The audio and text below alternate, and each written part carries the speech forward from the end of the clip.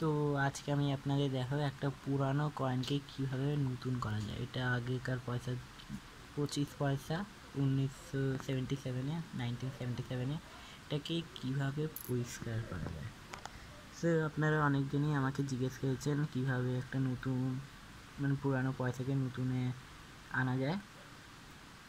তো অনেক জম লেগে গেছে। তো আমাদের বেশি কিছুই করতে হবে না, আমাদের আগে একটা মিক্সচার তৈরি করে নিতে হবে মাটির আর যে কোনো বাসন মাজা সাবানের। তারপরে আমরা একটা নষ্ট ব্রাশ নেব, মিক্সচারটাকে আগে ভালো করে মিশিয়ে নিতে হবে। মাটি খুবই ভালো,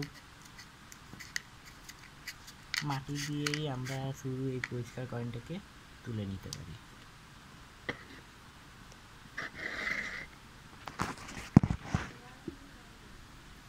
এই যে কয়েনটা 25 পয়সা, আমি এবার এটাকে পুরো নতুনে কনভার্ট করব।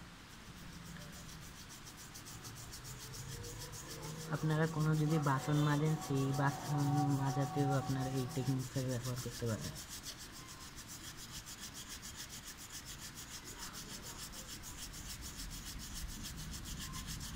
আমাদের 5 মিনিট এটাকে এইভাবেই ঘুরতে যেতে হয়।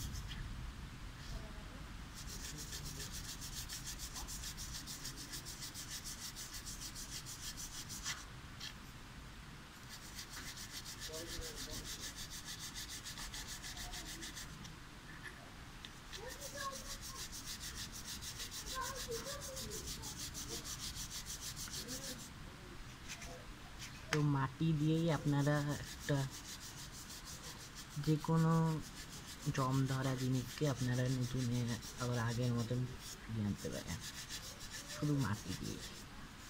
আগেকার দিনে সবাই মাটি দিয়েই বাসন মাজত।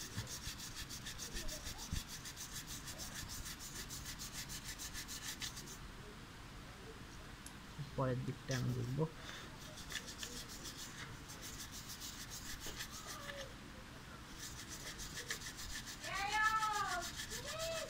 এই যে আমি মাটি দিয়ে এটাকে আগে ভালো করে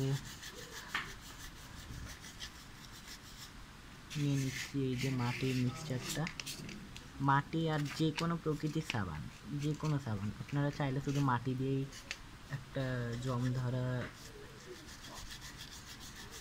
যে কোনো জিনিসকে ঘষে আবার আগের মতন ফিরিয়ে নিতে পারেন আগের স্টেপে। আপনারা অনেক দিন ধরেই জিজ্ঞেস করেছিলেন কীভাবে আমরা আবার আগের মতন ফিরিয়ে আনবো। তো এইটাই।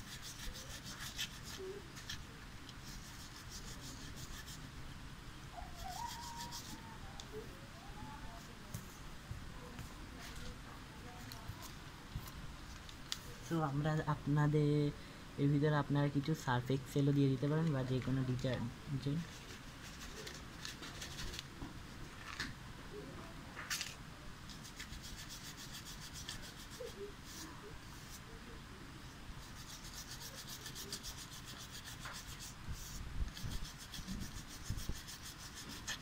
এই কয়েনটা পুরো আবার আগের মতন।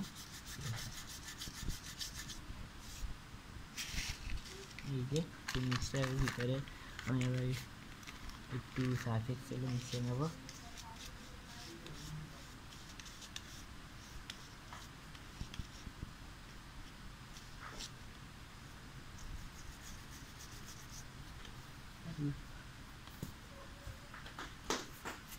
তারপরে এর ভিতরে আমরা একটু ওয়াটারে অ্যাড করে নেব।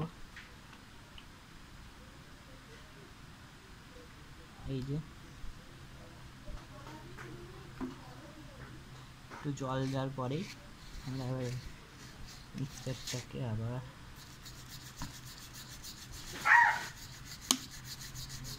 আমরা ভালো করে সার্ফের সাথে এটাকে মিশিয়ে নিতে হবে। তারপরে এটা কাটতে পুরো 10 মিনিট টানা ডলার পর ডলতে ডলতে দু সাইডই ভালো করে ডলতে হবে। আগে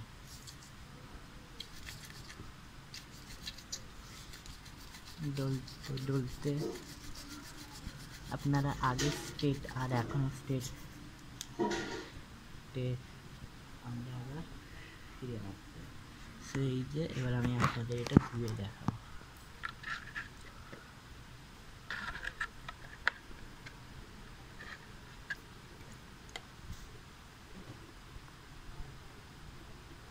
এই যে দেখুন, এটা হলো এখনের পয়সা। আপনার আগের পয়সার সাথে এখনের পয়সাটা দেখুন, পুরো নতুন লাগছে। আপনারা যত ডলবেন তত পরিষ্কার হবে পয়সা। আপনারা এই মিক্সচারটা চাইলে অন্য বাসন মাজতে ব্যবহার করতে পারেন। Thank you.